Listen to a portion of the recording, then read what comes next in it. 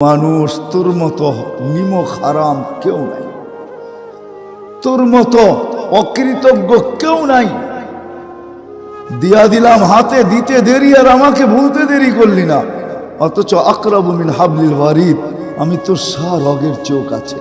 আনা মাকুম আইনা মা কুনতুম, সব সময় আমি তোর সাথে থাকি, আমি তোর সাথে। আযকুরুকা ওয়ালাউ তানসানি, 24 ঘন্টা তোকে আমি সুরক্ষিত করি। আস্তুরুকা ওয়ালাউ তাকশানি, 24 ঘন্টা তোর ভুল ত্রুটিকে আমি লুকাইতে থাকি, কাউকে জানতে দিই। আরো যে কত কিছু বলতে গেলে দিন জীবন শেষ হয়ে যাবে। আরো যে কত কিছু করে, করার পরে বলছে আহসিন কামা আহসানাল্লাহু ইলাইক, তোর উপরে যেমন দয়া করলাম তুইও একটু আমার উপরে কর। ওমা জাযাউল ইহসান ইল্লাল ইহসান, দয়ার বদলা দয়া হওয়াই এটাই বিচার বলে, এটাই বিচার বলে। এই জন্য মেরে দোস্ত, মানুষ মরণশীল, যেই কোনো মুহূর্তে মরতে পারে, যেই কোনো জায়গায় মরতে পারে, যেই কোনো জায়গায় মরতে পারে। আমি আঙ্গুল উঠায় দেখাবো না, নাইলে আঙ্গুল উঠায় দেখানো যায়, বাংলাদেশের জমিনে দেখানো যায়, আঙ্গুল উঠায় দেখানো যায়, যেই কোনো মুহূর্তে মরতে পারে। আজকে আমাদের চালচলন দেখলে মনে হয় আমরা শুধু অনর্থক, কোনো উদ্দেশ্য আমাদের জীবনের নাই, শুধু কামাবো, খাবো, ঘুমাবো, ঘুরবো, ফিরবো, এটাই আমাদের জীবনের উদ্দেশ্য। না না না, এটা বাবা ভুল হবে। যে এটা ভাববে সে ভুল হবে, যে এই কথায় বিশ্বাসী হবে যে আমার জীবন আমি যেমন খুশি তেমন কাটাবো। যে এই কথায় বিশ্বাসী হবে সে ভুল করবে, এমন ভুল যেটা আর কোনো দিন শুধরানো সম্ভব হবে না। যদি এইখান থেকে চলে গেল তাহলে আর কোনো দিন এটার রিকভারি সম্ভব না, এটাকে শুধরানো সম্ভব না, এটাকে পরিবর্তন করা সম্ভব না, এটাকে পরিপূর্ণ করা সম্ভব না। সুযোগ এইখানেই আছে। বিদায় আল্লাহ মানুষকে বুঝাইতে চাইতেছেন যে তুমি কিন্তু মরণশীল। হাদিসও বলে ইবনে আদম লা তাফরাহ বিদুনিয়াইকা ফাইন্নাকা গায়রা মুখাল্লাদ, তুমি কিন্তু চিরঞ্জীব না। ইন্নী কাতাবতুল মাউতা আলা মান তাহতা আরশি, আমার আরশের নিচে যে আছে তাকে মরতেই হবে, এটাই সত্য। কুল্লু নাফসিন যায়িকাতুল মাউত, প্রত্যেক ব্যক্তিকে মৃত্যুর স্বাদ পান করতে হবে। মৃত্যুর একটা স্বাদ আছে, যে মারা গেছে সে বলতে পারে যে মৃত্যুর স্বাদ কি, কিন্তু কবর থেকে উঠাই আয়না তো আর চেয়ারে বসানো যায় না, লাউড স্পিকারের সামনে রাখা যায় না। যদি যাইতো তাহলে সব সমস্যার সমাধান হয়ে যেত, কিন্তু এই সিস্টেম আল্লাহ নিয়ম রাখেন নাই। এই জন্য আল্লাহর রসুল বলছিলেন যে আমার মনে চায় আমি দোয়া করি যে কবরের অবস্থা তোমাদেরকে দেখায় দেওয়া হোক, কিন্তু পরক্ষণে দোয়া এই জন্য করি নাই যে তোমরা আপনজনকে আর কেউ কবরে দিবে না, দুনিয়াটা দুর্গন্ধে ভেড়া যাবে। এই জন্য দোয়া করতে যেও দোয়া করি নাই। বিদায় ভাবার বিষয়, মানুষ কিন্তু মরণশীল, আমরা মরণশীল। কখন মরবো এটাও জানি না। যদিও আমাদের হাতের টেকনোলজি আমাদেরকে আশ্চর্যান্বিত করে, আমাদের হাতের টেকনোলজি আমাদেরকে তাক লাগায় দেয়। মানুষের হাতের টেকনোলজি মানুষকে তাক লাগায় দিতেছে, কিন্তু জানার কোনো সুযোগ নাই যে আমি কখন মরব, কোথায় মরব, কোন অবস্থায় মরব, তা জানার সুযোগ কারো নাই। এতটুক কথা যদি বুঝে আসে তো সামনেরটাও বুঝে আসবে যে আমি মরণশীল, আমাকে চলে যেতে হবে। কেন অস্তিত্ব দিলেন এটা বোঝা অনেক সহজ হবে, নাইলে কেন অস্তিত্ব দিলেন এটা বোঝা সহজ হবে না। তাইলে ওই স্লোগানেই বিশ্বাস করবে আমার জীবন আমি কাটাবো, যেমন খুশি তেমন কাটাবো। কিন্তু জীবনটা আমার না, না যুক্তিতে বুঝে আসে না তর্কে বুঝে আসে। জীবনটা যদি আমার হতো তাহলে জীবনের কোনো অংশে আমার কন্ট্রোল থাকতো, আমার কোনো কন্ট্রোল নেই। জীবনের অংশটা আমার কথা মানত, কোনো একটা অংশ আমার কথা মানে না, আমার কন্ট্রোলে নেই। জীবনটা তার গতিতে চলতেছে, জীবন বলতে সময়টা তার গতিতে চলে, আমার কথা একদিনও শোনে না। আজ পর্যন্ত মানুষ জীবনের গতি থামাইতে পারে না, আর কোনোদিন থামানো সম্ভব না। এই জন্য সত্য এটাই, যিনি আমাদেরকে নিয়ে আসছেন আবার যিনি নিয়ে যাবেন, উনি আমাদেরকে নিয়ে আসছেন। আমরা সদিচ্ছায় কেউ মানুষ হয়ে আসি না। কেউ বলতে পারবে না যে আমি সদিচ্ছায় মানুষ হয়ে আসছি, না, ওনার ইচ্ছায় আমরা মানুষ হয়ে আসছি। ইচ্ছা করলে যা খুশি তা বানাইতে পারতেন, কোনো প্রতিবাদ করার সুযোগ নাই। সারা দুনিয়ার প্রাণীগুলো এক হয়ে আজ পর্যন্ত কোনোদিন প্রতিবাদ করে নাই। বরং এটাই পাওয়া যায়, শুকর পর্যন্ত সকালে ঘুমের থেকে ওঠে আর উঠেই একটা চিৎকার দেয়, আলহামদুলিল্লাহিল্লাযী খালাকানি আবতারা খালকি। প্রশংসা ওই আল্লাহর, যিনি আমাকে অস্তিত্ব দিছেন সৃষ্টির ভিতরে সবচেয়ে নিকৃষ্ট করা, তারপরও তো দিছেন। কুকুরও দেখবেন ঘুম থেকে উঠেই একটা হামাগুড়ি দিয়ে একটা আওয়াজ বাহির করে, সেও আল্লাহর প্রশংসা করে। মা মিন শাইইন ইল্লা ইউসাব্বিহু বিহামদি রাব্বি। প্রত্যেকটা বস্তু আল্লাহর প্রশংসায় 24 ঘন্টা বাধ্য। মানুষই একমাত্র স্বভাব রাখে, নাইলে কোনো সৃষ্টি এই স্বভাব রাখে না। মানুষই একমাত্র অভ্যাস রাখে, স্বভাব রাখে। ইদা মাসাহুল খাইরু মানুয়া। ভালো কিছু পাইতে দেরি, এই কথা বলতে দেরি করে না যে এই ভালোটা আমাকে দিল তো দিল কে। মানুষ সুস্থ হয়ে যখন হাসপাতাল থেকে ফিরে তো প্রশংসা করে তো হাসপাতালের করে, ডাক্তারের করে। বহুত কম রুগী আছে সুস্থ হইয়া সর্বপ্রথম 2 রাকাত নামাজ পড়ে এই কথা বলে, মালিক তুই সুস্থ করে দিলি। এইখানে একজনও নাই অসুস্থ হওয়ার পরে সুস্থ। অনেকেই আমরা অসুস্থ হয়েছি, অনেকেই আমরা সুস্থ হয়েছি, কিন্তু আজ পর্যন্ত কেউ আমরা সুস্থ হওয়ার পরে 2 রাকাত নামাজ পড়া বলি না, মালিক তুই সুস্থ করছিস। সবাই বলে হাসপাতাল বড় ভালো, ডাক্তার বড় দক্ষ, ধরতে পারছে আমার রোগটা, চিকিৎসা ঠিক মতো করছে, আমি ভালো হয়ে গেছি। অথচ কোরআন বলে ওয়াইদা মারিস্তু ফাহুয়া ইয়াশফিন। কোরআন শিখাইতেছে এটা, ওয়াইদা মারিস্তু ফাহুয়া ইয়াশফিন। যখন আমি রোগে আক্রান্ত হই, শেফা দিলে তো মালিকই দেয়, আর কেউ দেয় না। কিন্তু আল্লাহর নাম একবারও উচ্চারণ করে নাই, একবারও কেউ নাই। বলেন আপনি এখানে এতগুলা লোক, যুবকও আছে, বৃদ্ধও আছে, বলেন কোনোদিন সুস্থ হয়ে 2 রাকাত নামাজ পড়া এই কথা বলছি যে মালিক তুই আমাকে সুস্থ করে দিছিস? সবাই প্রশংসা করি কার? ডাক্তারের। সবাই প্রশংসা করি কার? হাসপাতালে। এই জন্য কোরআন বলে ইদা মাসাহুল খাইরু মানুয়া। মানুষই একমাত্র স্বভাব রাখে, এই স্বভাব সৃষ্টির ভিতরে কারো নাই। মানুষেরই খারাপ স্বভাব, মানুষই স্বভাব রাখে। ভালো পাইতে দেরি, আল্লাহকে বলতে দেরি করে না। একটু তাকায় দেখেন, যুবক যৌবন পাইতে দেরি, আল্লাহর থেকে দূরে সরতে দেরি করে না। যতদিন যৌবন পায় নাই অতদিন তো বাচ্চা ছিল, কলম তার বিরুদ্ধেও ছিল না, পক্ষেও ছিল না। কিন্তু এই দিক দিয়ে যৌবন পাইতে দেরি, আল্লাহকে বলতে দেরি করে নাই। ভাবেন, টাকা আল্লাহ টাকা পাইতে দেরি, আল্লাহকে বলতে দেরি করে নাই। যে যা পাইছে পাইতে দেরি, আল্লাহর থেকে দূরে সরতে দেরি করে নাই। ওয়াইদা মাসাহুল খায়রু মানুয়া। খায়ের পাইতে দেরি, আল্লাহ বলতে দেরি করে না। মানুষের এই স্বভাব। কিন্তু সত্য এটাই, আমরা মরণশীল, যেই কোনো মুহূর্তে মরতে পারি, যেই কোনো জায়গার থেকে যাইতে পারি। এমন না আপনি উন্নত ফ্ল্যাটে বসে আছেন মৌত হবে না, এমন না। উন্নত দেশে বসে আছেন মৌত হবে না, এমন না। যেখানেই থাকুক না কেন মানুষকে মরতে হবে।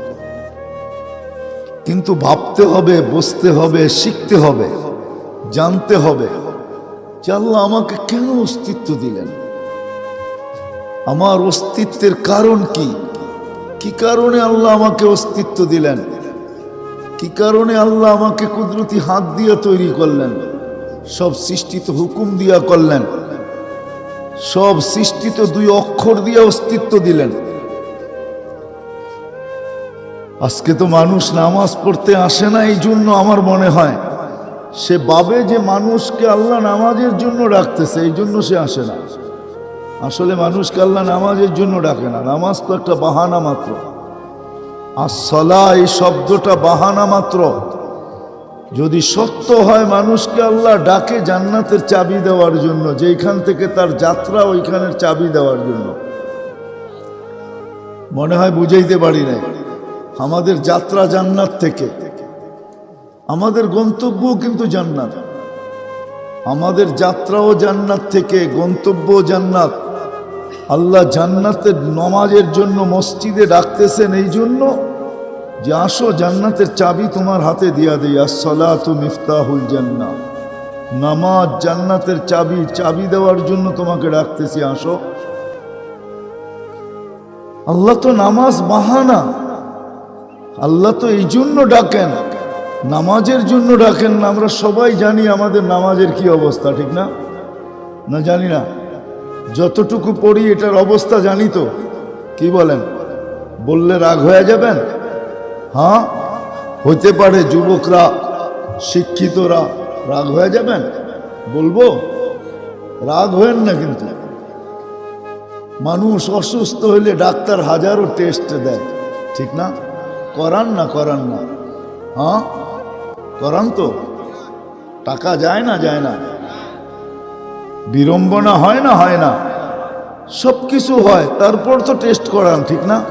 আজ পর্যন্ত এখানে কয়জন আছে যে আমি সূরা ফাতিহাকে টেস্ট করছি?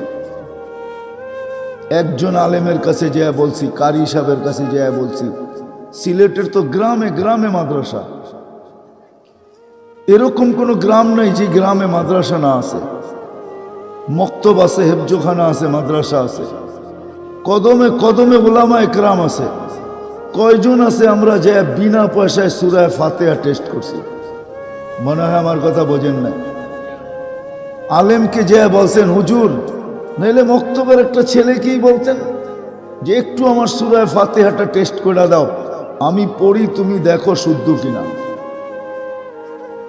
সূরা ইখলাসটা টেস্ট করতেন যে কুল হু আল্লাহ আমি টেস্ট করতে আসছি, আমি পড়বো, তুমি দেখবা এটা শুদ্ধ কিনা।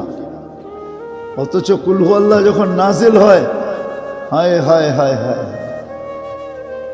কুল হু আল্লাহ যখন নাজিল হয়, নাজিল, আল্লাহ রসুল পড়তেছিলেন, গ্রাম্য সাহাবী নাচতেছিলেন আর চিৎকার দিতেছিলেন। সে বলতেছিল রব্বুনা, সে বলতেছিল নেমার রব রব্বুনা, আমাদের রবের চেয়ে উত্তম কোন রব নাই। ইয়াখুয কালিল ওয়া ইউতিল জাজিল, একবার পড়তে দেরি 10 পারা কোরআন পড়ার সওয়াব দিতে দেরি করেন না। কোরআন কয় পারা? 30 পারা। একবার পড়তে দেরি, 10 পারার সওয়াব দিতে দেরি করেন না। তো চিৎকার দিতেছিল আর বলতেছিল নেমার রব রব্বুনা, আমাদের রবের চেয়ে উত্তম কোন রব নাই। ইয়াখুয কালিল, কুল হু আল্লাহ পড়তে কতক্ষণ লাগে? কুল হু আল্লাহু আহাদ আল্লাহুস সামাদ লাম ইয়ালিদ ওয়া লাম ইউলাদ ওয়া লাম ইয়াকুল লাহু কুফুয়ান আহাদ। হয়ে গেল 1 মিনিট। আমার মনে হয় ওই গ্রাম্যই বুঝছিল কুল হু আল্লাহ, আমরা বুঝি না। আমরা যদি বসতাম তাহলে সারাদিন পড়তে থাকতাম।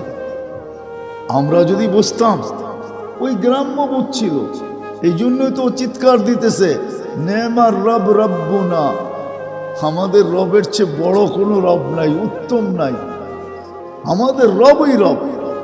ইয়াখুয কালিল ওয়া ইউতিল জাজিল, সামান্য একবার পড়তে দেরি 10 পারা কোরআন পড়ার সওয়াব দিতে দেরি করেন না।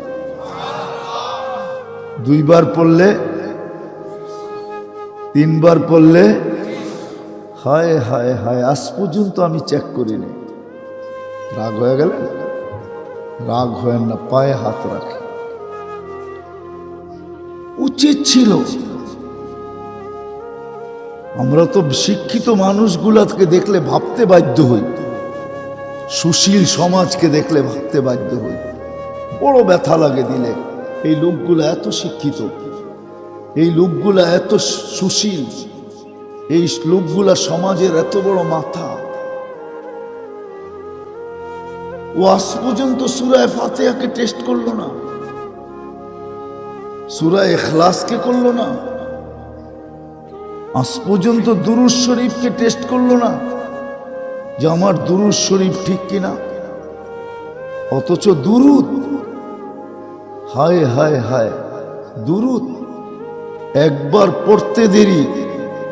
আজকে আমাদের জীবনটা রহমত শূন্য, এই জন্যই আমাদের জীবনে রহমত নাই। রহমত যদি থাকতো তাহলে আমাদের সমাজের জীবনগুলো এমন হতো না। কারো জীবন জিজ্ঞাসা করবেন, কারো জীবনে পূর্ণতা নাই, সব শূন্যতা। যুবক যৌবন নিয়ে শূন্য, সুস্থ ব্যক্তি সুস্থতা নিয়ে শূন্য। শূন্য বোঝেন তো? শূন্য। অথচ আল্লাহ রসুল বলতেছে সুস্থতার চেয়ে বড় কোনো নেয়ামত নাই, কিন্তু সুস্থতা নিয়েও শূন্য, যৌবন যৌবন নিয়ে শূন্য, মা বাবা সন্তান নিয়ে শূন্য, স্বামী স্ত্রী নিয়ে শূন্য, স্ত্রী স্বামী পাওয়ার পরেও শূন্য, টাকাওয়ালা টাকার পাওয়ার পরেও শূন্য। সব শূন্য কেন? রহমত নাই। রহমত নাই কেন? কারণ আল্লাহর ওয়াদা, একবার দুরূদ পড়বা 10 বার রহমত পাঠাবো। তোমাকে 10টা রহমত দিব। কয়টা? 10 বার পড়লে, 100 পড়লে কত? 1000 পড়লে। মুসলমানের তো উচিত ছিল রহমত এক্সপোর্ট করা, যে বৈশা বৈশা রহমত এক্সপোর্ট করবে, দুনিয়াকে বলবে কার রহমত দরকার আমাদের এখানে পাঠা, আমরা কন্টেনার বুড়া বুড়া রহমত পাঠাবো। কেননা ডেলি আমাদের কাছে এত আসে যে ব্যবহার করে শেষ করতে পারি না, বাকি জমা থাইকা যায়, তোদের লাগলে আমরা দিব। পাঠা রহমত কত লাগবে বল? মুসলমান তো রহমত এক্সপোর্ট করবে। কাফের মুশরিক দুনিয়াদাররা ওরা বস্তু এক্সপোর্ট করবে, মুসলমান রহমত এক্সপোর্ট করবে। যদিও মসজিদে যে দোয়া পড়ি, আল্লাহুম্মা আফতাহ লি আবওয়াব রাহমাতিক, আল্লাহ রহমতের দরজা খুলে দেন, কিন্তু জানি না রহমত দরজা তো খুললো, রহমত কোত্থেকে আসবে এটাই তো জানি না। তো যেটা বলতেছিলাম, যে আজ পর্যন্ত তো টেস্ট করাইলাম না, একজনই মজলিসে পাওয়া যাবে না যে সূরা ফাতিহা টেস্ট করছে। তাবলীগেও যদি যায়, ওই জামাতে তো আলেম থাকে না, কারি থাকে না, নিজেরাই পড়ে। যে একটু ভালো পড়ে সে সবাইগুলা বলে দেয়, হ ঠিক আছে ঠিক আছে ঠিক আছে, কিন্তু যে ভালো পারে ও টেস্ট করায় না যে ওরটা ভালো হইলো কিনা, ঠিক হইলো কিনা। রাগ হয়ে যায় না? কিন্তু এই জন্য যেটা বুঝাইতেছিলাম, মানুষ মরণশীল, যেই কোনো মুহূর্তে যেতে পারে, যেই কোনো জায়গার থেকে যেতে পারে, যেই কোনো অবস্থার থেকে যেতে পারে। এই জন্য বোঝা উচিত আমার অস্তিত্বটা কেন, এটা বোঝা উচিত, শিখা উচিত, জানা উচিত। এটার জন্যই আল্লাহ আমাদেরকে বিবেক দিয়েছেন, এটার জন্যই আল্লাহ আমাদেরকে বুদ্ধি দিয়েছেন, এটার জন্যই আল্লাহ আমাদেরকে চিন্তা ক্ষমতা দিয়েছেন, এটার জন্যই আল্লাহ আমাদেরকে সব কিছু দিছেন। এত দিছেন দিয়া নবীর মাধ্যমে জানায়া দিছেন, আন্নাস মাআদিন, আপনার উম্মতকে আমি ভান্ডার বানায় পাঠাইলাম। আন্নাস মাআদিন, ভান্ডার, ভান্ডার, যুবকের যৌবন ভান্ডার, যদি সে সঠিক ব্যয় করতে পারে। যুবকের যৌবন ভান্ডার, ভান্ডার বোঝেন তো? খনি, যদি সে সঠিক ব্যয় করতে পারে। চক্ষু ভান্ডার, দৃষ্টি ভান্ডার যদি সঠিক ব্যয় করতে পারি, একজনও এখানে নাই, না ইয়াং না বুড়া, যাদের মা বাবা বাচ্চা আছে একজনও নাই যে বাহির থেকে ছুটতে ছুটতে যেতেছে। একজন জিজ্ঞেস করে এত তাড়াহুড়া কেন? কয় বুঝবি না। কয় মানি? কয় যাব, দয়ার দৃষ্টিতে দেখব, কবুল হজের সোয়াব কামাবো, আর কবুল হজের বিনিময়ে জান্নাত, এই মুহূর্তে যায় জান্নাত নিজের নামে লেখায় নিব। একজনও এইখানে নাই যে এই নিয়তে বাহির থেকে যাইতেছে যে মা বাবাকে সদয় দৃষ্টিতে দেখব আর কবুল হজের সোয়াব কামাবো। বলেন আজ পর্যন্ত কোনো এই নিয়তে যে মা বাবাকে দেখছেন? একজন হাত উঠান, একজনও নাই। ভান্ডার, যুবকের যৌবন ভান্ডার, যদি সে সঠিক ব্যয় করতে জানে তাইলে সে জমিনে হাঁটবে আর এই হাদিস সত্যায়িত হবে। ইন্নাল্লাহা ইউবাহিল মালাইকা বিশ-শাবিস সালেহ। নেক যুবককে দেখা আল্লাহ ফেরেশতাদের উপরে গর্ব করেন। আল্লাহ দেখবে আর ফেরেশতাদের উপরে গর্ব করবে। দেখ যুবক, ভালো মতে দেখ। যৌবন ভান্ডার, নারীর নারীত্ব ভান্ডার, পুরুষের পুরুষত্ব ভান্ডার, ধনালার ধন ভান্ডার, সম্পত্তিওয়ালার সম্পত্তি ভান্ডার। হয় কেমন ভান্ডার এই হায়াত! এক মুহূর্ত যদি থাকে, হাদিস যদি সত্য হয়, হাদিস অবশ্যই সত্য, ইন্নাল্লাহা ইয়াকবিলু তাওবাতা আবদি হাত্তা ইউগারগির। জীবনের মুহূর্তগুলা কত বড় ভান্ডার! কণ্ঠনালীতে রু আসার পূর্ব মুহূর্তেও যদি হাত তুলা বলে আল্লাহ মাফ করে দেন, তো আল্লাহ ওয়াদা করতেছে মাফ করবো, আলা উবালি, তুই কত করছিস সেটার কোনো তাকাই দেখবি না। ভান্ডার। তো আমরা মরণশীল, এটাই সত্য। কোথায় মরব, কখন মরব, কোন অবস্থায় মরব, কারো জানা নেই। কখনো সন্তানও মার কোলে জান দেয়, দেয় না? কখনো সন্তানও মার কোলে জান দেয়।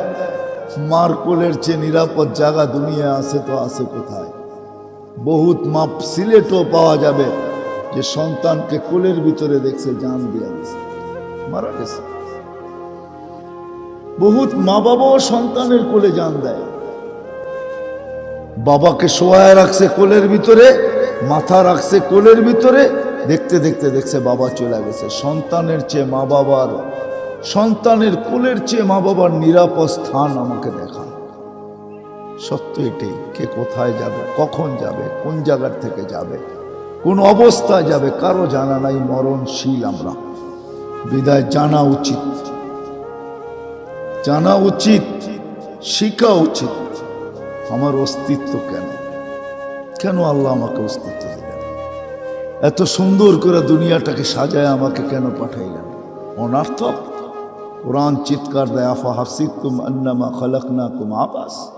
তোমাদের ধারণা তোমরা অনার্থক? অনার্থক না। আল্লাহ এখানে পাঠাইছেনি প্রস্তুতি নেওয়ার জন্য, এখানে পাঠাইছেনি জীবনটাকে গড়ার জন্য, এখানে পাঠাইছেনি যেই জায়গার থেকে যাত্রা শুরু ওইখানে ফেরার জন্য। আমাদের যাত্রা জান্নাত থেকে জান্নাতে ফেরার জন্য আল্লাহ আমাদেরকে এইখানে পাঠাইছেন যে এই দিক দিয়া ঘুরে আসো, এই দিক দিয়া ঘুরে আসো। একক আপন মেহমান যদি হয় তো ওর জন্য একটা আলাদা, ওর জন্য দরজা ভিন্ন থাকে, ঠিক না? সবাই সামনেরটা দিয়ে ঢোকে, বাড়ির জামাই বইলা কথা কয় বাবা তুমি ভিতর দিয়ে আসো। সবাই সামনের দরজা দিয়ে ঢুকছে আর বাবাকে কি বলতেছে? জামাইকে, বাবা তুমি ভিতর দিয়ে আসো, মনে বাড়ির ভিতর দিয়ে ঢুকে আসো। কি মনে হয় বোঝেন নাই? হ্যাঁ, আমাদের যাত্রা জান্নাত থেকে যাব জান্নাতে। আল্লাহ বলে একটু ঘুরায়, এদিক দিয়ে ঘুরায়। এই জন্য দুনিয়াতে পাঠাইছেন, নাহলে পাঠাইতেন না, নাহলে জান্নাতেই থেকে যেতাম। কিন্তু সহজ, মানুষ তো মানুষ, মানুষ তো মানুষ, মানুষ তো মানুষ, মানুষ তো মানুষ। হতে পারে প্রস্তুতি নাও নিতে পারে, সঠিকভাবে নাও হতে পারে, কেননা ভিতরে একটা মন আছে, যে মনটা 24 ঘন্টা তাকে নিয়ে খেলতে থাকবে। বাচ্চা যেরকম খেলনা পাইলে সারাদিন খেলে, বাচ্চা যেরকম ফুটবল পাইলে সারাদিন লাথি মারতে থাকে, আমাদের মনটাও কিন্তু এরকম। কোরআন বলে ইন্নান নাফসা লাআম্মারা, মন সারাদিন তোমাকে নিয়ে খেলবে। আর খেলতে খেলতে সবচেয়ে বড় উপরে যে ছিল, ফেরেশতারও সর্দার ছিল, ফেরেশতাদেরও মাথার তাজ ছিল। শয়তান শয়তান হিসাবে জন্ম নেয় নাই, সে তো একটা সময় ছিল তাউসুল মালাইকা ছিল, ফেরেশতাদের মাথার মুকুট। খতিবুল মালাইকা এক সময় ছিল, সে ফেরেশতাদেরকে ওয়াজ করে শোনাইত, আল্লাহর পরিচয় তুলে ধরত, আল্লাহকে কি করতে হবে ফেরেশতাদেরকে পর্যন্ত বুঝাইত। তাকেও খেলতে খেলতে মন আউট করে দিছে, এমন আউট চিরদিনের জন্য বিতাড়িত করছে। রাজিম ফাইন্নাকা রাজিম, চিরদিনের জন্য বিতাড়িত করছে তার মন।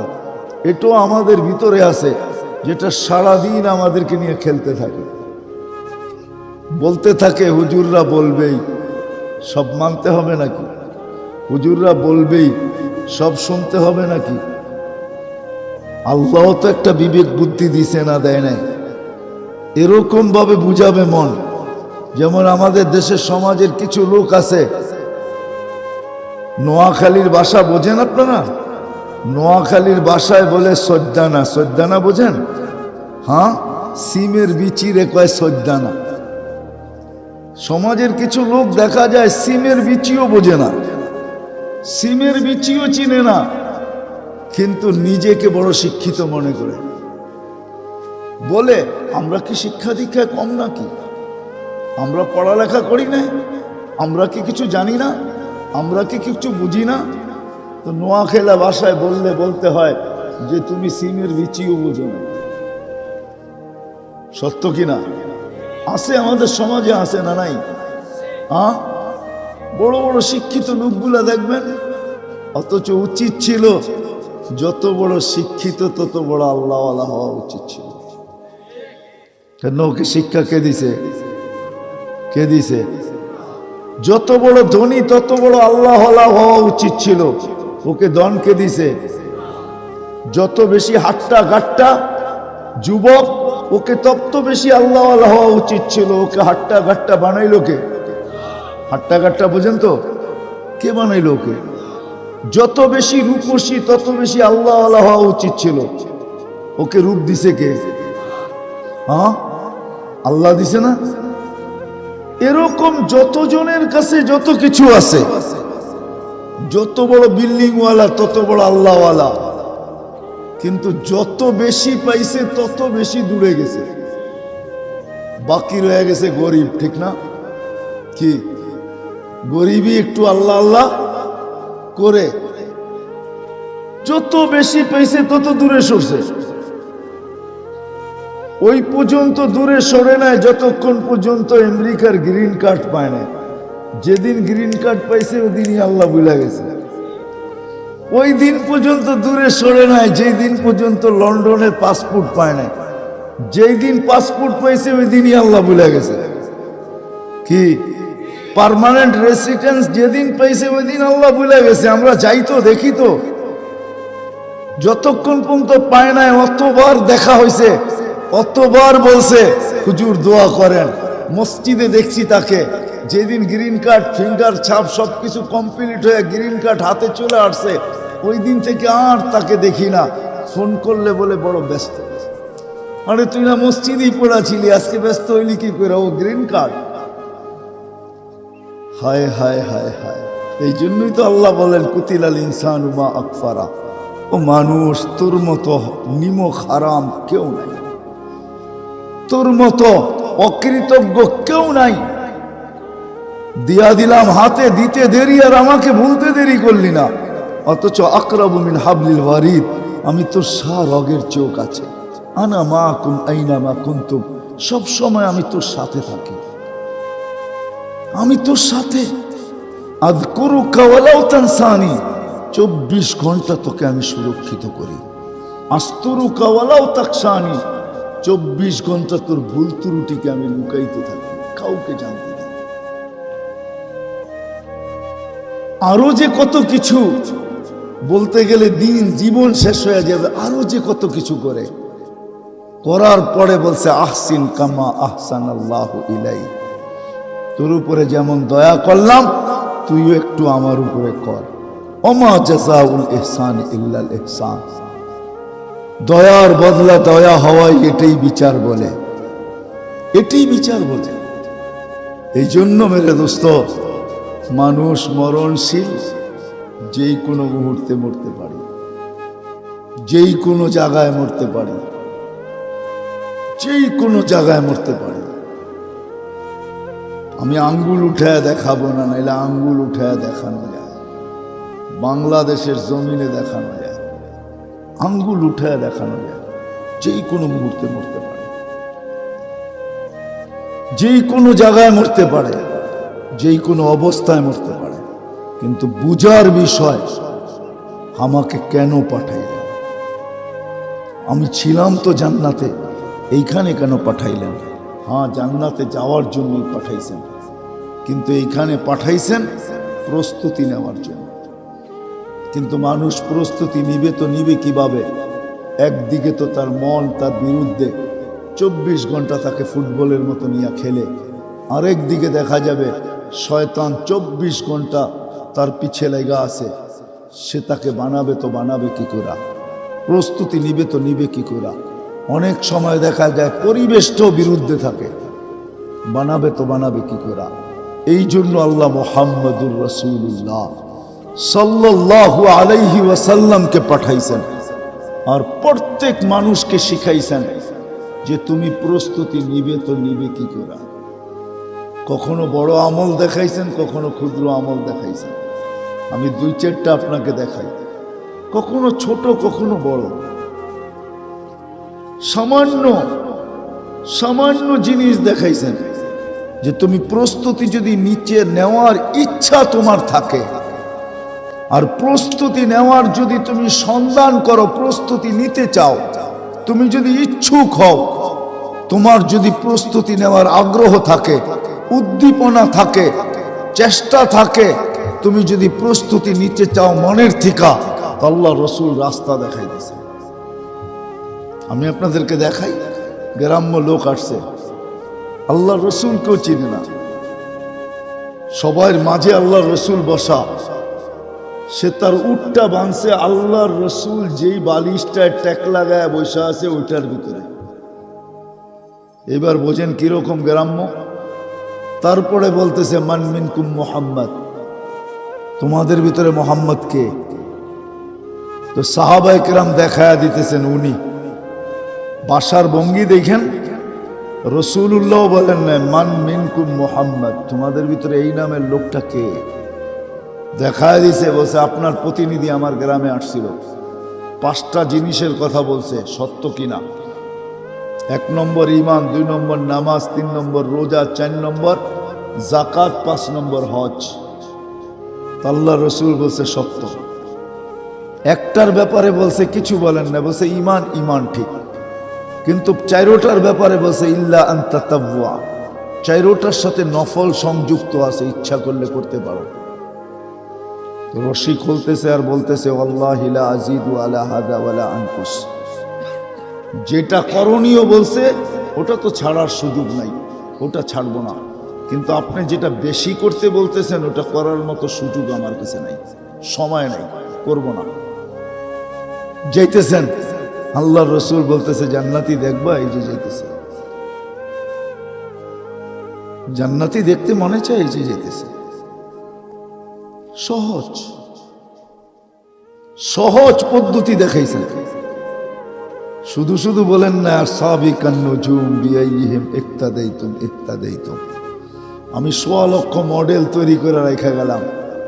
আমি জানি তোমরা সবাই একমতের হবে না, আমি জানি তোমাদের সবার ভিতরে এক ধরনের স্পৃহা হবে না, আমি জানি তোমাদের সবার ভিতরে এক ধরনের শক্তি হবে না, বিদায় ১৬ লক্ষ মডেল রেখা যেতেছি, যার যাকে পছন্দ হয়, যে যার মতো করতে পারো, করতে দেরি, হেদায়েতের মালা পড়তে দেরি করবে না। সহজ করছেন, সহজ পদ্ধতি দেখাইছেন মুহাম্মাদুর রাসূলুল্লাহ সাল্লাল্লাহু আলাইহি ওয়াসাল্লাম। উনি আসছেনই আমাদেরকে সঙ্গে জান্নাতে নিয়ে যাওয়ার জন্য। এই জন্যই পদ্ধতি দেখাইছেন, এই জন্যই পদ্ধতি দেখাইছেন। আর কিয়ামতের সকাল পর্যন্ত এই পদ্ধতি চলবে, আর কোনো পদ্ধতি চেঞ্জ হবে না। এটাও আল্লাহ বলে দিয়েছেন, খাতামান নবিয়্যিন, আপনি নবুয়তের ঘরের তালা, এই ঘর আর কোনোদিন খোলা হবে না, আর কাউরে বাহির করা হবে না।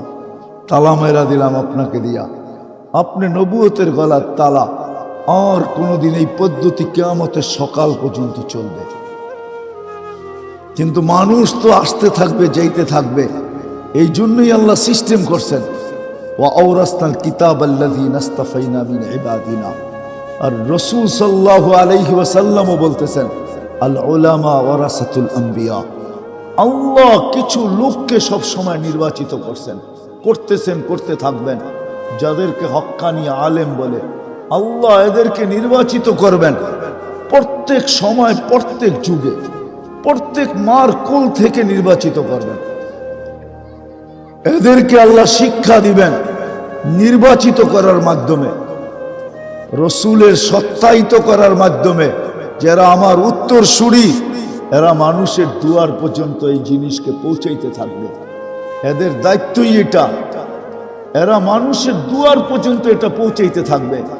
কারখানাও নিজেরাই খুলবে, আবার মাল নিজেরাই সাপ্লাই দিবে। কারখানা হলো মাদ্রাসাগুলা, সাপ্লাই হলো এর ভিতর থেকে হাফেজ, এর ভিতর থেকে কারি, এর ভিতর থেকে আলেম, এর ভিতর থেকে মুফতি, এর ভিতর থেকে মুহাদ্দিস, এর ভিতর থেকে মুফাসসির, এর ভিতর থেকে খতিব, এর ভিতর থেকে এটা সেটা। এরা দায়িত্ব নিবে আর গ্রামে গঞ্জে ঘুরবে। দুনিয়ার কোন এরকম জায়গা নাই যেখানে আলেম না আছে। হ্যাঁ, কাছাকাছি হইতে পারে, আবার দূরেও হইতে পারে, কিন্তু আছে বটে। আমি দুনিয়া ঘুরা দেখছি, নরওয়ের পরে দেখছি বরফ আর বরফ, ওইখানেও মানুষের বাস, ওইখানেও যে দেখতেছি আলেম বসে আছে। আমি জিজ্ঞাসা করছি, তুমি কেন আসলা? সবাই আসলো, বুঝলাম, তুমি কেন? হাসতে হাসতে বলতেছে, আপনি মনে হয় ভুলে গেছেন, আল্লাহই তো দায়িত্ব দিয়ে এখানে পাঠাইছেন, এলে আসতাম তো আসতাম কেন? রাসূলুল্লাহ সাল্লাল্লাহু আলাইহি ওয়াসাল্লাম এই জন্য আসছেন, যেন আমি আমার জীবনের উদ্দেশ্য বুঝি আর সহজে প্রস্তুতি নিতে পারি। গরিব যেন গরিবের ভিতরে থাকা, গরিব যেন দারিদ্রতার ভিতরে থাকা প্রস্তুতি নিতে পারে। এই জন্য গরিবকে শিখাইছেন, তুমি দারিদ্রতার ভিতরে থাকা কিরকম প্রস্তুতি নিতে পারবে। বলছে, এমন প্রস্তুতি যে আমি তোমার সাথে উঠার আকাঙ্ক্ষা রাখি। আল্লাহর রসুল গরিবের সাথে উঠার আকাঙ্ক্ষা রাখে। গরিব তো ভাবে, আল্লাহ আমাকে কি দিছে, আমি আল্লাহর জন্য কিছু করব। গরিব তো এটা বলে, আল্লাহ আমাকে কি দিছে, ঠিক না? আমি কেন আল্লাহ আল্লাহ করবো, ঠিক না? হ্যাঁ, ওকে যদি বলা হয় রিক্সাওয়ালা গরিব, আমাদের সমাজের গরিব কি বলে, আল্লাহ আমাকে কি দিছে, আমি আল্লাহ আল্লাহ করবো, ঠিক না? হ্যাঁ, ওকে যদি বলি তোর অস্তিত্বটা কে দিছে, এই রিক্সা চালানোর শক্তিটাকে দিছে। সারাদিন ক্লান্ত হয়ে বাড়িতে যখন ফিরস, তো রাত্রে ঘুমের ভিতরে ক্লান্তিটা কে দূর করে? একটু ভাবেন। জানি না এখানে কেউ অটো উটো চালান কিনা, সিলেটের মানুষ নাও তো চালাইতে পারেন, কিন্তু সবই তো আমেরিকান আর লন্ডনের, ঠিক না? হ্যাঁ, আপনারা কি অটো চালাবেন? যে সারাদিন অটো চালায় বিকালে বাড়িতে ফিরে, ও কতটুক ক্লান্ত ফিরে? যে সারাদিন পরের জমিনে কাজ করে বাড়িতে ফিরে, কতটুক ক্লান্ত ফিরে? যে মাটি কেটে বাড়িতে ফিরে, ও কতটুক ক্লান্ত ফিরে? বলেন। যদি ঘুমের মাধ্যমে আল্লাহ ওর ক্লান্তিকে দূর না করে জমা রাখা দেয়, পাওয়ার ব্যাংকের মতো। আমাদের পাওয়ার ব্যাংক আছে না যুবক, চিনো পাওয়ার ব্যাংক? হ্যাঁ, পাওয়ার ব্যাংকের মতো যদি জমা থাকে, 5 দিন যদি জমা রাখে, এখানে প্রবাসী হবে অনেক। আছে না প্রবাসী? বলেন, প্রবাস জীবনে যে কষ্টটা করে রাত্রে ফিরা হয় পরিশ্রম করা, ওটা যদি পাওয়ার ব্যাংকের মতো জমা রয়ে গেল, থাকিয়া গেল, পরের দিন সকালে এটা দূর না হইল, এরকম যদি 5 দিন জমা থাকলো পাওয়ার ব্যাংকের মতো, বলেন 6 দিনের দিন আপনি যাবেন কোথায়? কোথায়? কাজে? কোথায়? দেখা যাবে 6 দিনের পরে আপনি ঢাকা শহরের আমাদের সবচেয়ে প্রসিদ্ধ কবরস্থান আজিমপুর, আপনি আজিমপুরও যেতে পারেন, কিন্তু প্রতিদিন রাত্রে ঘুমের ভিতরে আপনার আমার ক্লান্তি দূর করে কে? আল্লাহ যদি বলতো, সিস্টেম করত যে ক্লান্তি দূর হবে, কিন্তু যেরকম মাথা ব্যথা প্যারাসিটামল খায়া দূর হয়, ক্লান্তি দূর হবে কিন্তু মেডিসিন খাইতে হবে। আর ওই মেডিসিন যারা বানাইতো, হায় পৌষ মাস ওদের হয়তো, আপনার আমার সর্বনাশ ডেলি হইতো, ঠিক না? পৌষ মাস বোঝেন? প্রবাদ বাক্য আছে না, কারো ঘর পোড়া কারো আলু পোড়া, ঠিক না? পৌষ মাস ওদের ডেলি হইতো আর আমাদের সর্বনাশ ডেলি হইতো। আল্লাহ কুদরত দিয়ে প্রতি রাত্রে ঘুমের ভিতরে ক্লান্তি দূর করে, না করে না? ডেলি সুস্থ রাখার জন্য হায় হায়, হুজুর তো থাকে ইবনে সিনার সামনে, জিজ্ঞাসা করেন ওইখানে ডায়ালিসিস করতে কয় টাকা নেয়, কয় ঘন্টা লাগে, ডেলি কয়বার ডায়ালিসিস করা যায়? ডেলি একবারও করা যায় না, সপ্তাহে 4 বার করা যায়, উঠবে, এর বেশি করা যায় না। কিন্তু আমি তো যুবকদেরকে বুঝাইতেই পারি না যে যুবক, তোমাকে যৌবনের এই সুস্থতা রাখার জন্য ডেলি আল্লাহ কুদরত দিয়া 36 বার ডায়ালিসিস করে। প্রত্যেক নারী পুরুষকে সুস্থ রাখার জন্য ডেলি আমাদের কিডনি কুদরতি ভাবে 36 বার ডায়ালিসিস করেন। একবার যদি আল্লাহ কমায় দেয়, 1 মাস পরেই আপনি হাসপাতালে। ডেলি 36 বার। এই জন্য শিখা উচিত, আমি মরণশীল, যেই কোনো মুহূর্তে মরতে পারি, যেই কোনো জায়গায় মরতে পারি, যেই কোনো অবস্থায় মরতে পারি। এই জন্য শিখা দরকার আমার অস্তিত্ব কেন। এটা শিখানোর জন্যই মুহাম্মদুর রাসূলুল্লাহ সাল্লাল্লাহু আলাইহি ওয়াসাল্লাম আসছেন, শিখো তোমার অস্তিত্ব কেন। তুমি যাবে তো যাবে কোথায়? তোমার যাত্রাও জান্নাত থেকে, তুমি যাবেও জান্নাতে। শুধু একটু দুনিয়াটা ঘুরে তোমাকে যেতে হবে। যেমন অনেক সময় হয় বাইপাস রোড থাকে, এই রোডে কাজ চলতেছে, আরেক রোড খুলে একটু ঘুরে আসতে হইতেছে, আসতেছে নিজের বাড়ি। আল্লাহ বলে জান্নাতেই আসবে, কিন্তু দুনিয়া ঘুরে আসো, প্রস্তুতি নিয়ে আসো। ওই প্রস্তুতি প্রত্যেক ব্যক্তি কিভাবে সহজে নিতে পারে, এই জন্যই আল্লাহ রাসূল শুধু শিখান নাই, শুধু শিখায় দেওয়া যান নাই, কসম খোদার চোখের পানিও ঝরায় গেছে। নিজের সমস্ত জীবনের দোয়া উম্মতের জন্য করে গেছে। বলছেন প্রত্যেক নবীর এক একটা দোয়া থাকে, খাস দোয়া থাকে, প্রত্যেক নবী দুনিয়াতে করে শেষ করে দিছেন। আমাদের নবীজি দুনিয়ায় করেন নাই। জিজ্ঞাসা করছে, আপনি কেন করলেন না? আপনি কেন সবার বিপরীত? আপনি কেন সবার থেকে ভিন্ন? এটা গচ্ছিত রাখছি, কিয়ামতের মাঠে করবেন। কার জন্য করবেন? উম্মতের জন্য। হাসানের জন্য না, হুসাইনের জন্য না, আলীর জন্য না, ফাতেমার জন্য, নিজের সাহাবীদের জন্য না, আবু বকর, ওমর, ওসমান, আলীর জন্য না, বসে উম্মতের জন্য করবে। যিনি শুধু শিখায় যান না, চোখের পানিও জড়ায় গেছে। আমি বললেই বলবেন এক্সেস বলি, আমি তো সারা দিন এগুলা পড়তে থাকি, আর আমি ভাবতে থাকি কি নবী দিল, উম্মত কেন চিনল না? আমরা কেন চিনলাম? আমরা কেন জানলাম না? কেমন নবী আল্লাহ আমাদেরকে দিলেন, কেমন রসুল আল্লাহ আমাদেরকে দিলেন, কেমন হারিসুম বিল মুমিনিন দিলেন, কেমন রউফ দিলেন, কেমন রহিম দিলেন। কেননা নবীর জিন্দেগি না পড়লে বোঝা যাবে না, গভীর পড়তে হবে, সর্বক্ষণ পড়তে হবে যে কেমন নবী আমাদেরকে দিলেন, আমরা কেন চিনলাম না। কোরআন পড়লে বোঝা যায়। আল্লাহ নিজে বলতেছে আপনার উম্মত যত জুলুম করুক না কেন নিজের উপরে, যদি আপনার কাছে আসে, আপনার কাছে যদি আসলো, আস্তাগফারাল্লাহ, আয়েশা আমার কাছে মাফ চাইলো, আমি উম্মতের দিকে দেখব না, আপনার দিকে দেখব আপনি কি করেন।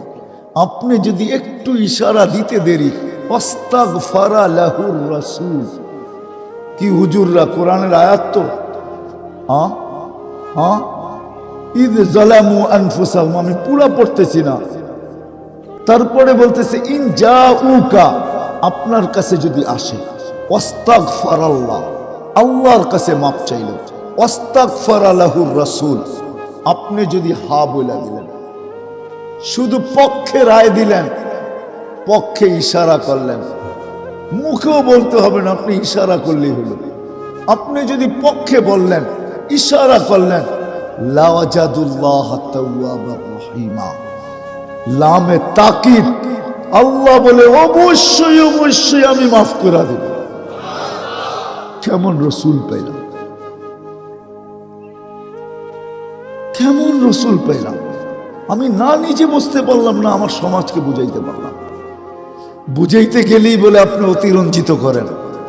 হায় হায়, মোহাব্বতের তো কোনো ধর্ম থাকে না, ঠিক না? আম্মা জান আয়েশা রাদিয়াল্লাহু তাআলা আনহাকে আল্লাহ রাসূল সবচেয়ে বেশি ভালোবাসতেন আর দোয়া করতেন, লা তাখুযনি ফি হুব্বি আয়েশা, আল্লাহ আয়েশার ভালোবাসার ব্যাপারে আপনি ধরেন না আমাকে। হক তো সবাই সমান দেই, কিন্তু ভালোবাসাটা এর সাথে একটু বেশি। আর কেমন বেশি, দুনিয়ার সর্বশেষ জিনিস যেটা আল্লাহ রসুলের মুখে গেছে, এটা আম্মা জানের মুখের লালা, থুতু। কারণ আম্মা জান মেসওয়াক চাবায়া দিয়েছেন আল্লাহ রসুলকে, থুতু গেছে না যায় না, আল্লাহ রসুল ওটা দিয়ে মেসওয়াক করছেন। আম্মা জানের থুতু আল্লাহ রসুলের দাঁত মুবারকে লাগছে না লাগে না? হ্যাঁ, এটা দুনিয়ার শেষ জিনিস। আম্মা জানের কামরাটাই আল্লাহ রসুল এখনো ঘুমাইতেছেন। আল্লাহ রসুল যেন বুঝাইতে চাইতেছে, তুমি দূরে হইলে কি হবে, তোমার কামরাটার ভিতরেই আমি।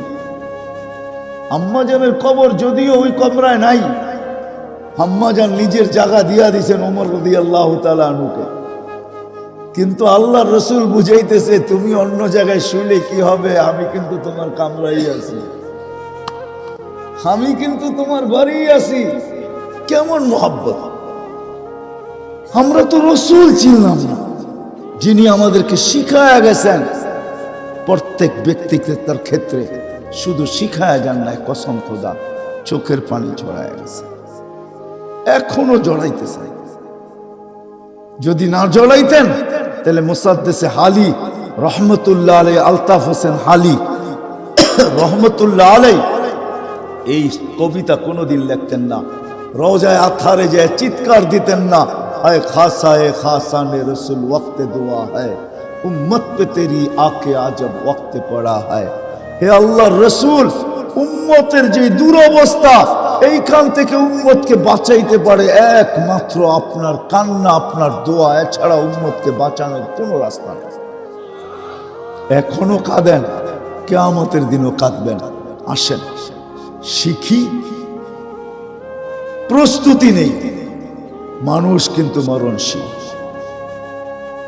কিয়ামত পর্যন্ত এই শিখানের জন্য, বুঝানোর জন্য, যদিও সর্বশেষ নবী আর নবী আসবে না, এই জন্যই উলামায়ে কেরাম কাঁধে দায়িত্ব নিয়া, কে কি বলল বলল, কতটুক কামাই হইল হইল, এটা দেখে না।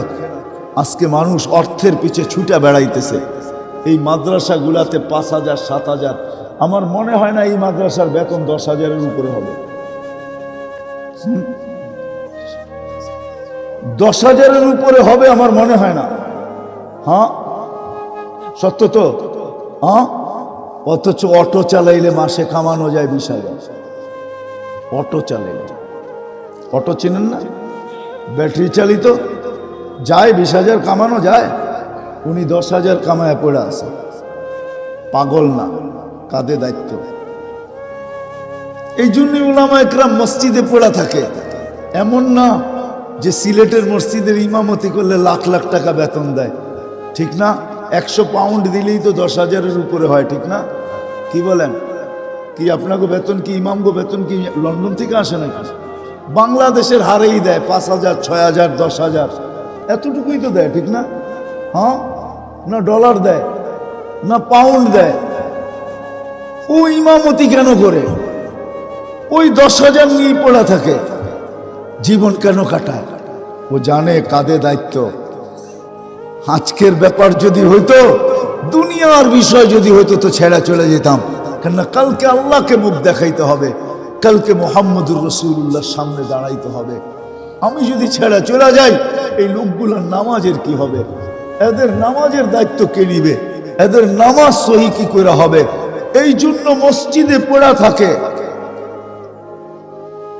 বিবি বাল বাচ্চাকে শুধু জান্নাতের সাদর সান্ত্বনা দিতে থাকে, চিন্তা করিস না জান্নাতে, চিন্তা করিস না, যা কয় জান্নাতে।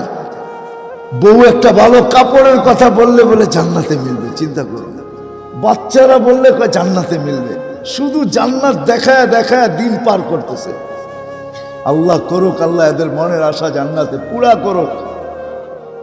হায় হায়, উলামায়ে কেরাম এইভাবে করে, যার কারণে মাদ্রাসাগুলা খোলে, মসজিদে ইমামতি করে।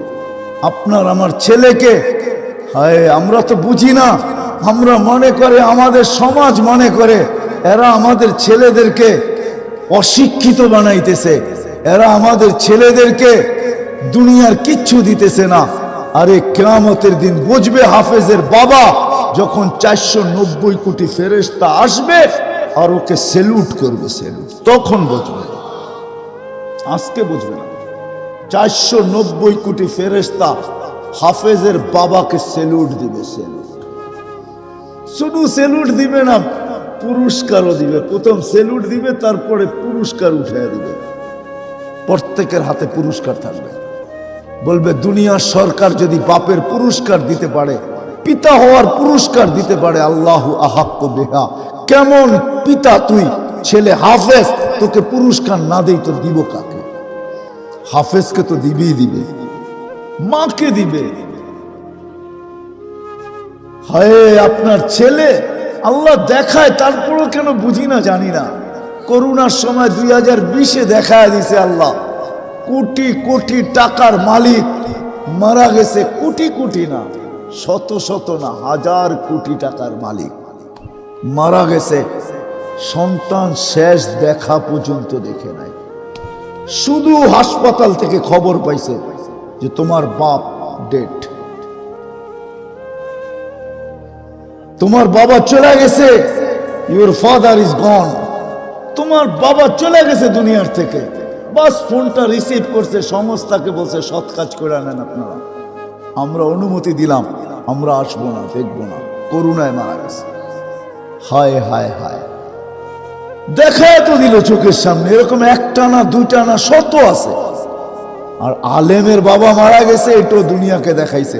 সে গোসল দিছে, সে কাফন পড়াইছে, সে জানাজা পড়াইছে, সে কবরে রাখছে। দুনিয়া বলছে করুণা, কয় থোতর করুণা, বাবা বড়, করুণা বড় না। বলছে তুই মারা যাবি, থোতর মারা যাবি, বাবা বড়, আমি বড় না। তারপরে বলছে শোন, আমরা জানি লা ইউসিবানা ইল্লা মা কাতাবাল্লাহু লানা, আল্লাহ চাইলে হবে, নাইলে হবে না। আল্লাহ চাইলে প্রধানমন্ত্রীরও হবে, চাই সে ক্যানাডার হোক, একবার না দুইবার। আল্লাহ চাইলে লন্ডনের প্রধানমন্ত্রীরও হবে, একবার না দুইবার। দুইবার করে হয়েছে দুজন, খবর না? অথচ যারা করুণার লাশ দাফন করছে, আজ পর্যন্ত একজনেরও রিপোর্ট নাই করুণা হয়েছে। বুলেও পজিটিভ আসে না, বুলে টেস্ট করানোর পরে বুলে আসে না, মাঝে মাঝে রিপোর্ট ভুল আসে না, বুলেও পজিটিভ আসে না, সব নেগেটিভ আসে। ইসলাম এটাই শেখায়। এই জন্যই মাদ্রাসাগুলোর প্রয়োজন। এই জন্যই শেষ কথা আমি তো বলি, প্রস্তুতি নিবেন তো ইনশাআল্লাহ, শিখবেন তো, জানবেন তো। প্রস্তুতির সবচেয়ে বড় নিদর্শন যেটা, সেটা হলো 5 ওয়াক্ত নামাজ। এই মজলিসে যারা আছি, যে আসর থেকে আর জীবনে কোনোদিন সদ ইচ্ছায় নামাজ ছাড়বো না। ওয়াদা? ওয়াদা পাক্কা তো? আল্লাহ কিরকম সুযোগ দিছে, তারপরও নামাজ পড়ি না। আমার মনে হয় না কোনো উম্মতের জন্য ইমাম ছিল। আমি পাই না, হুজুররা পাইছে কিনা জানি না। বড় বড় হুজুরদেরকে জিজ্ঞাসা করলে পাওয়া যেতে পারে। কোনো ইমাম ছিল কোনো উম্মতের জন্য? জানা আছে? আমার মনে হয় না। যার যার নামাজ শেষে পড়তো, যার নামাজ শেষে পড়তো। এই উম্মতের জন্য আল্লাহ সুযোগ দিছেন। কয় কিচ্ছু পারি না, ইমামের পিছে দাঁড়ায় যায়। যা ইমাম করে ইফাল কামা ফাল আল ইমাম, ইমাম যেমন করে এরকম কর, তো নামাজ হয়ে যাবে। কেরাত, কেরাতুল ইমামে কেরাতুল লাক, ইমাম পড়বে তোর লেগা কেরাত হয়ে যাবে। তারপরে পড়েন না কেন? পড়বেন তো, শিখবো তো। হ্যাঁ, আলেম ওলামাদের সাথে থাকবো, যত বেশি ঘনিষ্ঠ হইতে পারি। আজকে আমি আপনাদেরকে বুঝাইতে পারবো না, কালকে বুঝাইতে পারবো। কিয়ামতের দিন বুঝবেন এই ঘনিষ্ঠতা কতটুকু লাভে দিল, কাজে দিল। কাজে দিল।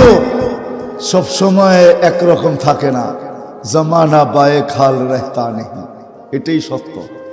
কিয়ামতের মাঠেই আলেমদের সম্পর্কই আপনার কাজে লাগবে ইনশাআল্লাহ। এরা সুপারিশ করে পার করে নিয়ে যাবে। সম্পর্ক করবো তো, সত্য।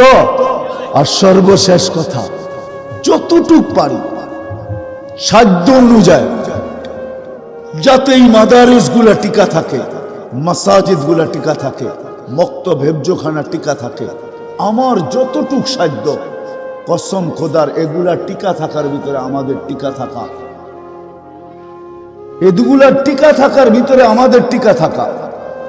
এই জন্য আমার কথা বড় ভাইরাল, যে বাংলাদেশ নড়ে চড়ে পড়ে না। বাংলাদেশে যত বিপর্যয়ের কথা বলে, অতীতে বলছে বাংলাদেশে কোনো বিপর্যয় আজ পর্যন্ত হয় নাই। 2020-এ এমন কোন মানুষ নাই যে বাংলাদেশ নিয়ে বিপর্যয়ের কথা না বলছে। আমি নাম বলবো না, নাম বললে অনেককে আপনারা আমার চেয়ে বেশি চিনবেন। লক্ষ লক্ষ মরে যাবে, পাওয়া যাবে না দাফন করার কেউ। বাংলাদেশে কোনো বিপর্যয় হয় নাই। হয়েছে? হ্যাঁ, ভূমিকম্প 2 দিন আগে আসছে নেপালে, 6.6, সবকিছু সোয়ায় থুয়া চলে গেছে। বাংলাদেশে 7.8 হয়েছে, কিচ্ছু হয় নাই। 10 নম্বর মহাবিপদ সংকেতের বুলবুল আসছে, কয়েকটা কলা গাছ নিয়ে চলে গেছে, আর কিচ্ছু হয় নাই।